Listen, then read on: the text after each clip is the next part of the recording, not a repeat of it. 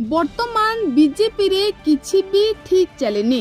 अपराजिता BJP छाड़िबा खबर एबे BJP शिविर को प्रति मुहूर्त रे थरहर करुछि। एबे केंद्रीय नेतृत्व सहित राज्य बीजेपी नेता माने मध्य अपराजिता नहीं चिंतारे पड़िछंती। कारण दल जानिछि अपराजिता हेउछंती जने पावरफुल नारी नेत्री।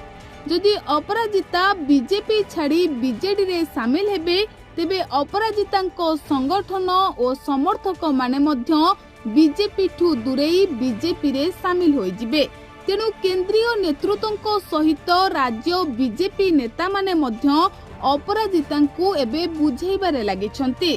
सेपटे किए बीजेपी दल रे अपराजिता गोड़ टाणी कहा पाई अपराजिता मान मारिछंती आउ केउथि पाई अपराजिता दल छाड़िबा भली गुरुत्वपूर्ण निष्पत्ति नैछंती ताकू नै एबे बीजेपी रे चलीछि अंतकंदल। तेबे केंद्रीय नेता जानिबाकू चाहुछंती किए टाणीथिले अपराजिता गोड़। सेपटे केंद्रीय नेता और राज्य बीजेपी नेता भल भाबरे जानिछंती जे निर्वाचन समय अपराजिता दल पाई दिन राति एक करि दैथिले।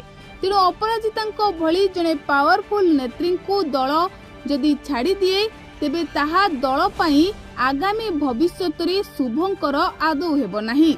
सेपटे बीजेडी किंतु चाहि बसिछि अपराजिता दल रे जोग देले बीजेडी पुणी थरे राज्य रे क्षमता को फेरिबो। बीजेडी पुणी थरे राज्य रे सरकार गढ़िबो। तेणु अपराजिता बीजेडी रे मिसाइबा पाई नवीन एक प्रकार षड्यंत्र करुछंती बोली एकथा मध्य चर्चा जोर धरिछि।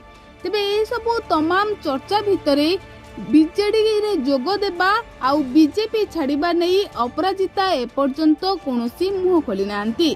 किंतु अपराजिता सहयोगी को बीजेपी दलरू बहिष्कार करबा परे अपराजिता नीरव रहिबा यह झड़ पूर्वर एक विराट संकेत दउछि बोली लोके कहउछंती। तेबे ए सब चर्चा भितरे समय कहिबो अपराजिता दल छाड़िबे ना ई चर्चा रे किछि भी सत्यता नाही।